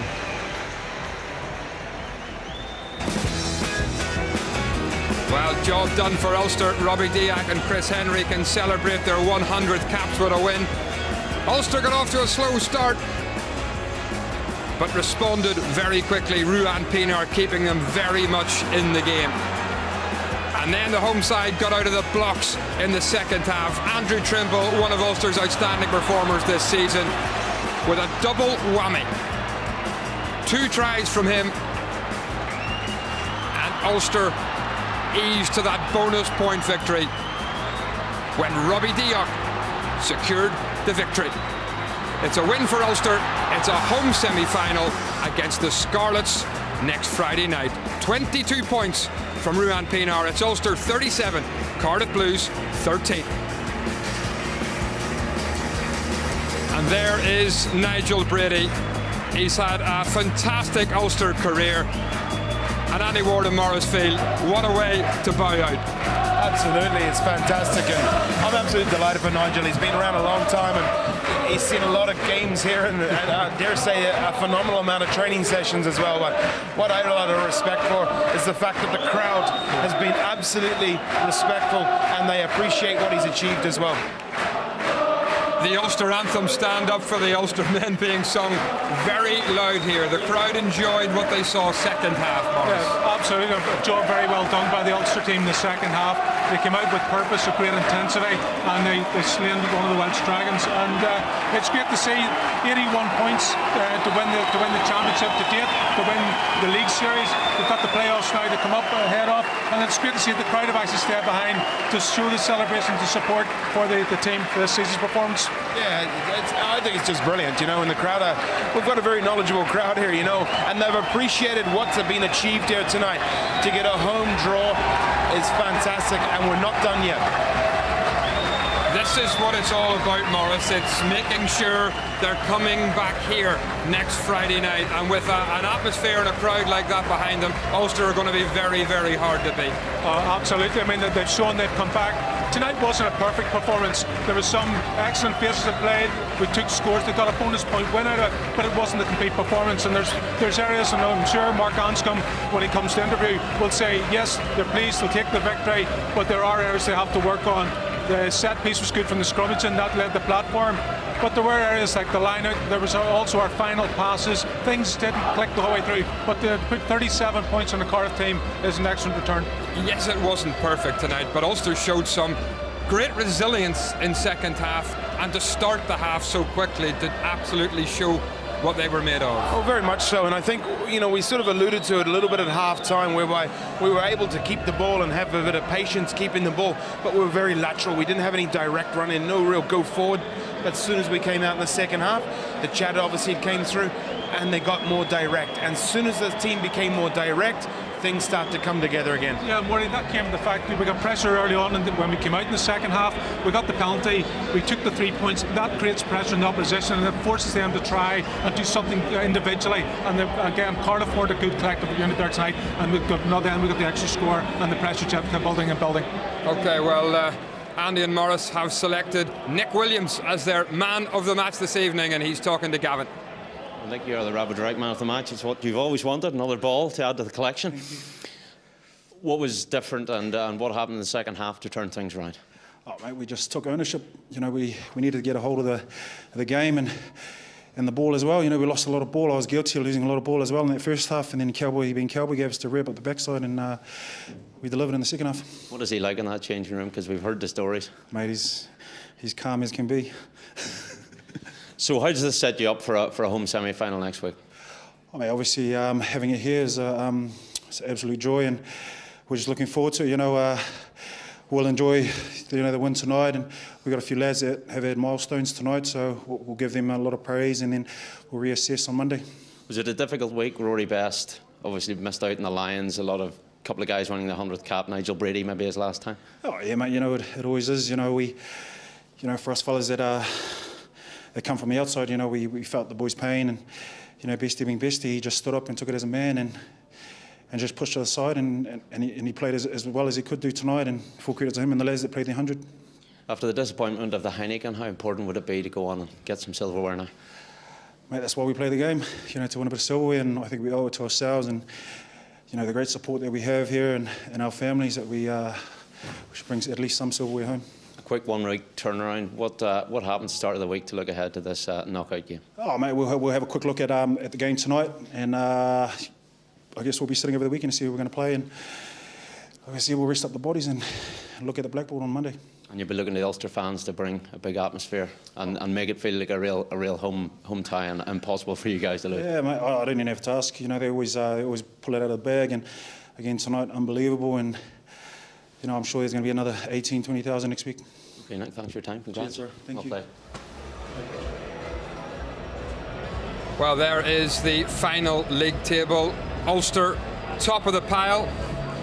And I suppose, Andy Morris, at least they can say they've been the best performers in the league, irrespective of what happens in the playoffs. But they now know they're playing the